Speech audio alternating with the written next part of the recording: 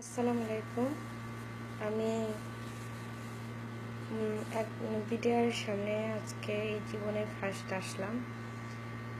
জানি না আমার আশাটা ঠিক হলো নাকি, আমি তবুও নিজের ইচ্ছাতে এখানে আসলাম। সেজন্য আমি এক প্রতারণার পাল্লা পড়ে এটা অনেক দিন ধরে সহ্য করতে করতে আজকে আমি নিজের ইচ্ছা থেকে ভিডিওর সামনে এসে দাঁড়ালাম। এক ফেসবুক পিয়ার হাসান হাবিব, তার সাথে আমার হাসান হাবিব পিয়ারের সাথে এক ফেসবুক লাইভ থেকে তার সাথে আমার পরিচয়, এবং তার গান গজল এগুলো দেখে আমার কাছে অনেক ভালো লাগছিল। তার সাথে আমার অনেক ভালো একটা সম্পর্ক করে। তারপর থেকে উনি আসলে মেয়েদের সাথে অনেকভাবে ধোঁকাবাজ দিয়ে চলতেছে।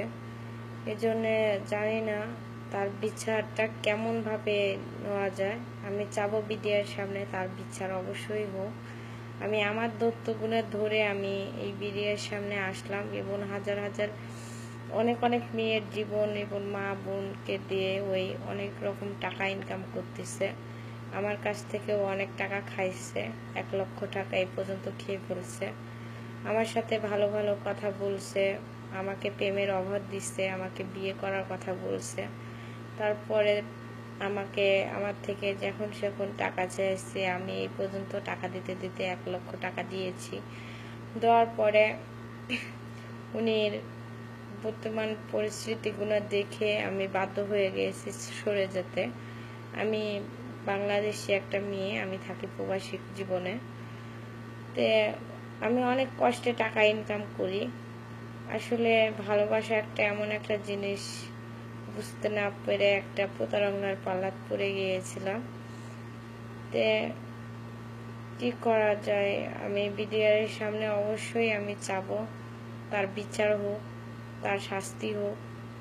সে হাজার হাজার মেয়েদের সাথে এভাবে অভিমান করার জন্য যেন অবশ্যই তার শাস্তি প্রাপ্ত। আমি চাবো যে তার অবশ্যই এই শাস্তিগুলো আমি চাই যেন আমার বাংলাদেশি মেয়েরা অনেকেরা বুঝে না যে আসলে আমরা কার ভালো পথে আসি না খারাপ পথে আসি, কেউ বুঝতে পারে না। একটা সরলভাবে একটা ভালো কাজকর্ম দেখে আমরা ভাবি যে আসলে এই মানুষটা ভালো, কিন্তু আসলে যতক্ষণ তার সাথে না মিশা যায় তার পরিস্থিতি এটা দেখা যায় না। তে যেটুকুই হোক, আমি দূরত্ব থেকে ক্ষতিগ্রস্ত হয়েছি।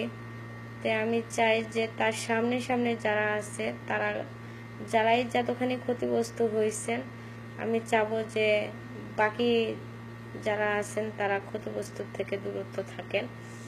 কিসের জন্য আমার মতো এরকম জীবনযাপন যেন কারোই না হয়। অনেক কষ্ট জীবন নিয়ে আসি।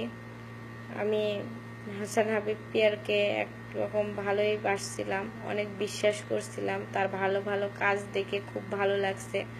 তার ইসলামীভাবে সরলভাবে চলা দেখে আমার কাছে খুব ভালো লাগছিল। আসলে সে সরলভাবে চলা মানে তার ইসলাম নিয়ে তার টাকা ইনকাম করা। সে হাজার হাজার মেয়ের থেকে টাকা নিচ্ছে, কাউকে মা ডেকে 5 লক্ষ, কাউকে গার্লফ্রেন্ড ডেকে 30,000 40,000, কলেজের অনেক মেয়েদের সাথে গল্প করে ফেসবুক লাইভে তার বন্ধু বানিয়ে কারো হাতের আংটি বিক্রি করে তাকে টাকা দিচ্ছে, কারো বাবার থেকে কলেজের পয়সা নিয়ে তাকে টাকা দেয়।